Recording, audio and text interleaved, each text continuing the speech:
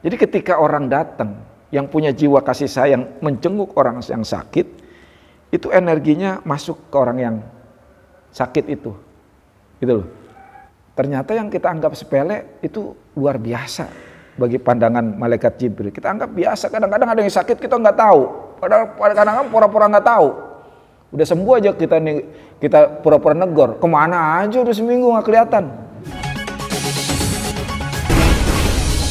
Mas PM TV. Ini bahkan orang yang sholat jamaah berturut-turut selama 40 hari tidak ketinggalan takbiratul ikhramnya imam, maka dia diberikan 2 kebebasan.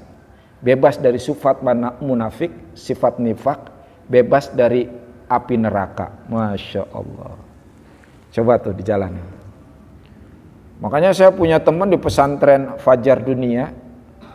Kemarin belum lama, bulan yang lalu telah meninggal dunia. Nah, beliau punya program itu, santri-santrinya dikasih hadiah, ada perlombaan sholat jamaah 40 hari berturut-turut nggak ketinggalan takbiratul ikhramnya imam. Nah, dikasih hadiah 10 besar, begitu secara berkala lanjutkan untuk membiasakan kita untuk tidak ketinggalan. Kalau kita biasa melaksanakan sholat jamaah itu udah ada kayak alarmnya. Sebelum masuk waktu sholat kita udah mikir mau sholat di mana nih. Kalau lagi berpergian itu udah langsung nyari masjid. Itu loh. Tapi kalau orang yang nggak biasa terjamaah sholat jamaah di masjid, ya los aja. Apalagi lagi berpergian, udah nggak ada beban, los gitu. Maka sekali lagi mudah-mudahan kita diberikan kekuatan untuk istiqomah dalam sholat jamaah, amin. Yang kedua, wa mujalasatil ulama, dan duduk bersama para ulama. Sering duduk pada ulama, sering duduk di majelis ilmu. Ini luar biasa, duduk di majelis ilmu. Searching di Google, mendengarkan radio, mendengarkan tausiah melalui jet-jet kita. Itu beda dengan duduk di majelis ilmu. Banyak fadilahnya yang gak didapat ketika orang duduk di majelis ilmu. Ka'ab al-Akhbar itu mengatakan, salah satu sahabat mengatakan bahwa seandainya manusia tahu betapa hebatnya duduk di majelis ilmu, maka niscaya mereka akan saling membunuh, rebutan untuk duduk sholat ilmu. Seandainya manusia tahu betapa hebatnya duduk di majelis ilmu, maka niscaya mereka akan saling membunuh. Alhamdulillah di sini nggak ada yang saling membunuh, ya malah bisa jaga jarak tuh ya kan. Di berandak masih kosong. Kata Ka'ab al-Akhbar, kalau seandainya manusia tahu dengan keutamaannya duduk di majelis ilmu, mereka rebutan, saking susahnya dapat tempat duduk di majelis ilmu, mereka saling membunuh. Masya Allah.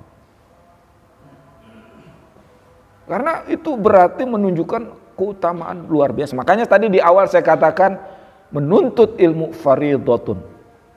Lebih sangat-sangat wajib. Sangat-sangat wajib. Gitu. Bahkan orang yang 40 hari tidak duduk di majelis ilmu, tidak mendapat siraman rohani, sama sekali tidak dapat siraman rohani selama 40 hari berturut-turut, maka hatinya akan keras dan dia berpotensi melakukan dosa besar. Maka itu ya hati-hati. Maka duduk bersama ulama, duduk di majelis ilmu itu merupakan fadilah yang luar biasa, yang kata malaikat Jibril, kalau gua jadi manusia nggak bakalan gua tinggal, nggak bakalan gua tinggal. Yang berikutnya apa?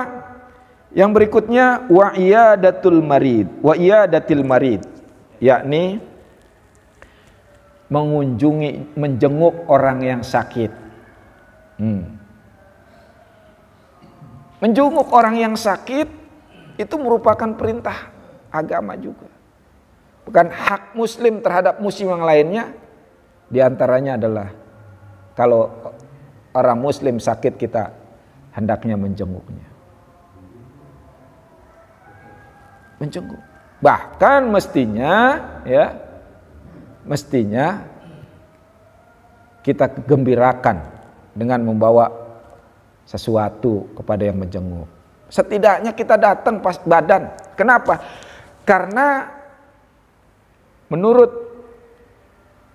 ilmu modern, ya, itu orang yang sehat, apalagi dia yang selalu berpikiran positif, orang yang bahagia, apalagi yang penuh kasih sayang. Jadi orang yang punya jiwa kasih sayang yang tinggi itu bisa menebarkan energi positif kepada lingkungannya, bisa mempengaruhi orang. Maka kita yang sehat, apalagi yang punya jiwa kasih sayang, maka orang yang biasa menjenguk orang yang sakit itu pasti biasanya dia punya jiwa empati kasih sayang yang besar. Maka kasih sayang itulah yang membuat orang yang sakit itu jadi sehat, gitu loh. Maka penemuan modern pernah ada jurnal bahwa penyakit kanker paling takut sama sifat kasih sayang. Maka orang yang kena kanker itu diperiksa, dia kurang kasih sayang. Kurang kasih sayang dari pasangannya, kasih sayang dari orang tuanya, kasih sayang dari anak-anaknya barangkali. Yang jelas dia miskin kasih sayang. Ketika dia miskin kasih sayang, maka berpotensi kena serangan kanker. Tetapi orang yang punya jiwa kasih sayang tinggi, bukan hanya jiwanya sehat, imunnya tinggi, tapi dia juga bisa menebarkan energi positif. Dia bisa mempengaruhi lingkungannya menjadi positif. Jadi ketika orang datang yang punya jiwa kasih sayang menjenguk orang yang sakit, itu energinya masuk ke orang yang sakit itu. Gitu loh. Kalau ibaratnya kalau kita filmkan itu, jadi keluar dari kita energi positif. Bisa dalam bentuk gelembung-gelembung masuk ke orang tersebut. Itulah yang menjadi energi orang itu bisa sembuh, gitu. Atas izin Allah Subhanahu wa taala. Maka orang yang nggak pernah dikunjungi, ketika dia sakit nggak pernah dikunjungi oleh orang lain, itu berpotensi makin parah sakitnya. Makin parah. Bahkan bisa menjadi fatal, meninggal dunia. Nah, maka sekali lagi mengunjungi orang sakit menjadi sangat penting. Baik untuk dirinya, apalagi untuk yang sakit. Gitu loh. Untuk diri kita yang mengunjungi orang sakit, pahalanya besar. Sangat besarnya malaikat Jibril nggak bakalan meninggalin ini. Di mana ada orang sakit, gua pasti datang. Apalagi yang kenal. Gitu loh. Apalagi yang kenal. Itu loh. Nah, itu karena pahalanya yang besar itulah maka malaikat Jibril nggak mau meninggalin, dan tentu utamanya sangat besar, ya. Tuh. Nah, berarti ternyata yang kita anggap sepele itu luar biasa bagi pandangan malaikat Jibril. Kita anggap biasa, kadang-kadang ada yang sakit kita nggak tahu, padahal kadang-kadang pura-pura nggak tahu. Udah sembuh aja kita pura-pura negor, kemana aja udah seminggu nggak kelihatan, padahal kita tahu dia sakit. Cuma kita ogah bawa-bawa apa-apa gitu kan, ogah datenginnya begitu, ya itu. Malah kemudian yang hal berikutnya adalah ikramul jar, memuliakan tetangga. Memuliakan tetangga ini juga fadilahnya luar biasa. Maka mestinya kita bukan hanya ketika tetangga kita sakit kita kunjungi, lagi sehat kita kunjungi, silaturahim, kita bagi sesuatu, ada makanan, ya kan, kalau beli makanan tolong lebihin, kasih tetangga, begitu loh, ya. Ini tetangga dikasihnya doang kalau lagi sakit, mulutnya pahit. Lu gua sakit bawa jeruk banyak banget lu, kemarin gua sehat kagak bawa apa-apa. Iya. Orang sakit dibawain apa aja. Bilang lagian sehat nggak saling berbagi. Berbagi, tangga kita berbagi supaya tumbuh kasih sayang. Sehingga ketika tumbuh saling kasih sayang, saling mengasihi, imun kita tinggi gitu loh. Kita sehat terus. Itu dari sisi medis seperti itu. Karena begitu kita muncul rasa kasih sayang, ini makin tinggi imun kita. Gitu. Makin jauh dari penyakit insya Allah. Nah itu, berbagi makanan kayak tadi suruh berbagi makanan sama Rasul, bukan berbagi foto makanan. Ini kan kita sering salah nih berbagi foto makanan. Makan apa, beli apa, dipoto, di-share ke grup. Yalah. Orang kebagian fotonya doang. Makanannya kagak. Allah, bikin jadi orang sedih, jadi orang iri, jadi orang pengen begitu kan ya. Makanan doang. Iya. Tuh ya. Iya. Kemudian apa? Wa tasyyi'il janazah. Ya. Apa itu? Mengurus jenazah. Ini juga penting nih mengurus jenazah nih, ya. Urus jenazah dari mulai memandikan, mengkafani, mensolatkan sampai ke pemakaman kita kuburkan. Ya. Orang yang mensolatkan itu pahalanya mensolatkan jenazah dapat 1 qirot. 1 qirot itu apa? Seperti sebesar gunung Uhud. Masya Allah. Nyolatin. Ya. Bahkan kalau kita sampai mengantarkan jenazah bisa dapat 2 qirot. Pahalanya 2 qirot emas sebesar gunung Uhud. Masya Allah. Pantes malaikat Jibril nggak akan meninggalkan ini. Ya. Ya. Yang kemudian apa? Wasakyil ma. yakni memberi minum pada orang yang membutuhkan, memberi makan, maksudnya memberi ya sedekah, ya. Tuh. Memberi minum aja itu luar biasa fadilahnya, apalagi membiasakan sedekah, memberi makan fakir miskin dan lain sebagainya, memberi minum. Ya. Di sini nggak dijelaskan memberi minum siapa aja, bahkan ke makhluk selain manusia sekalipun. Mungkin kita pernah sudah dengar hadis yang masyhur bagaimana seorang perempuan pelacur, ya, gara-gara kemudian dia ada anjing kehausan, sampai dia turun ke sumur pakai hak sepatunya dikasih minum anjing, orang ini, perempuan ini, pelacur ini, tobatnya diterima oleh Allah Subhanahu wa taala. Jadi jangan sampai salah tafsirnya, ya. Riwayat ini, oh berarti kita boleh jadi pelacur terus kasih minum anjing, selesai. Bahaya ini. Iya. Apalagi didengar para pelacur yang salah tafsirnya, repot ya. Iya. Kalau dia terlanjur sudah bermaksiat, ya, dia mohon ampun kepada Allah, kemudian dia wasilahnya, kemudian dia memberi minum makhluk Allah. Itu mempercepat turunnya ampunan Allah Subhanahu wa taala. Betul. Mempercepat turunnya ampunan Allah Subhanahu wa taala. Begitulah kita dalam ibadah memang selalu berdimensi ilahi, dimensi insani. Selalu di vertikal, horizontal, nggak bisa hanya vertikal saja. Itu bukan dikehendaki oleh Allah. Baik doang secara vertikal, horizontalnya buruk, nggak kaci itu. Nggak kaci, apa istilahnya tuh? Ya, nggak sah. Iya, nggak pas. Iya, atau secara horizontal kita bagus, vertikalnya buruk, apalagi gitu. Jadi Islam itu selalu mengajarkan, bahkan semua syariat selalu berdimensi horizontal dan vertikal, selalu itu berdimensi itu.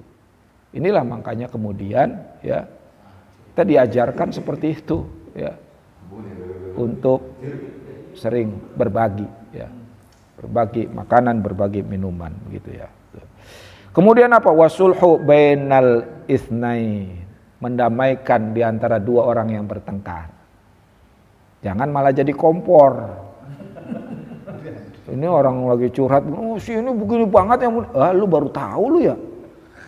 Gue mau udah kapok sama dia. Bukan orang dinasehatin, ya kan? Apalagi teman yang begitu tuh. Teman yang temennya lagi diceritain keburukannya, kemudian malah ditambahin, wah itu bukan teman itu. Ya. Harusnya teman yang sejati, teman yang baik adalah ketika dia diomongin, temannya diomongin, ya dijelekin, dia justru mengkanter, dia menutupi. Enggak begitu, setahu saya selama saya teman sama dia, saya lama ya teman sama dia, enggak kayak gitu. Seperti itu dikanter. Jangan malah, alah, udah mau gue tahu semua kartu dia, Lu emang ngapain bergaul sama dia? Nah, ini jadi rusak jadinya hubungan. Malah seharusnya ada dua orang yang bertengkar, kita damaikan. Bahkan bohong aja boleh bohong. Bohong nih kita dalam rangka mendamaikan dua orang. Wah, boleh, bahkan berpahala. Besar pahalanya. Ya. Makanya malaikat Jibril nggak bakal meninggalkan ini ketika ada dua orang yang bertengkar, ya itu mesti akan didamaikan oleh malaikat Jibril. Kenapa? Ketika orang bertengkar jauh dari rahmat Allah, jauh dari rahmat Allah. Tapi begitu orang itu rukun, damai, bukan dua orang ini saja yang dapat rahmat, seluruh sekitarnya, lingkungannya dapat rahmat Allah Subhanahu wa Ta'ala. Kenapa? Ini ada hadis sahih, dulu Rasulullah ketika bulan puasa, beliau keluar rumah bermaksud pengen ngabarin kapan tanggal persisnya malam Lailatul Qadar. Ya. Kharajtu li ukhbirakum bil Lailatul Qadar. Aku sesungguhnya keluar dari rumah ingin mengabarkan kalian tentang kapan persisnya malam Lailatul Qadar.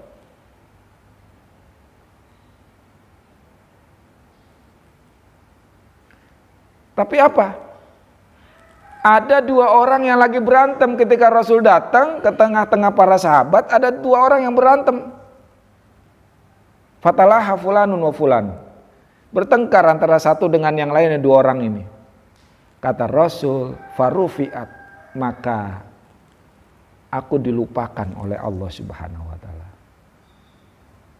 Dilupakan kapan tanggal persisnya malam Lailatul Qadar tersebut. Gara-gara ada dua orang yang berantem. Tuh bayang itu efeknya sampai kayak gitu.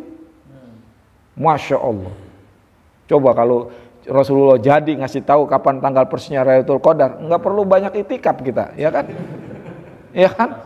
Udah incer aja tuh tanggal itu kan?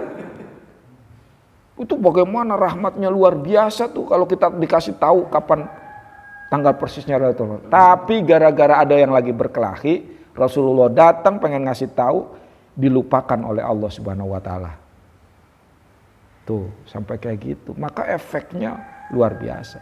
Maka sebaliknya ketika ada orang yang berdamai, apabila menyatukan orang, itu luar biasa. Pahalanya besar. Tidak ada pahala ganjaran yang dibalas paling cepat di dunia selain nanti di akhirat adalah yakni orang yang menyambung silaturahim, mendamaikan antara dua orang yang berselisih. Itulah menyambung apa yang telah terputus. Tuh. Maka kalau ada yang pengen bisnisnya lancar, sambung silaturahim. Kita pernah ribut sama orang, sambung telepon. Ini kita bisnis gagal terus nih, mentok terus. Kira-kira siapa yang pernah saya musuhin? Kira-kira siapa pernah yang saya putus hubungan silaturahim? Telepon, sambung, minta maaf. Insya Allah kebuka tuh pintu-pintu rezeki. Ya gitu. Pintu-pintu rahmat Allah Subhanahu wa Ta'ala. Ya itu. Kemudian apa? Wal yatim. Ya. Jaga anak yatim, ya. Santuni anak yatim, muliakan anak yatim, muliakan anak yatim. Santuni fakir miskin, muliakan anak yatim, ya. Sedekahi janda-janda tua, janda-janda muda, kawinin.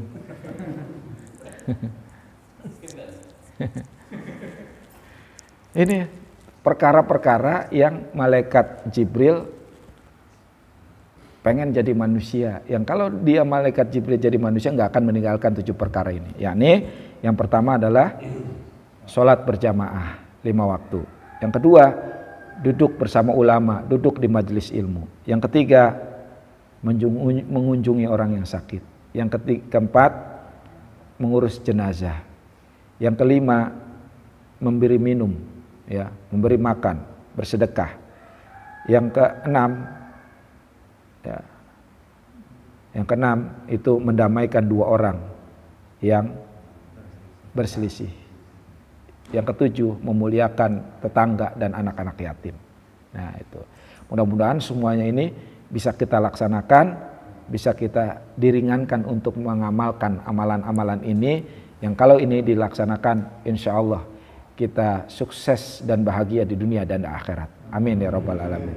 Terima kasih, mohon maaf atas segala kekurangannya, terima kasih atas segala perhatiannya. Wallahu muwaffiq ila aqwamit thoriq. Wassalamualaikum warahmatullahi wabarakatuh.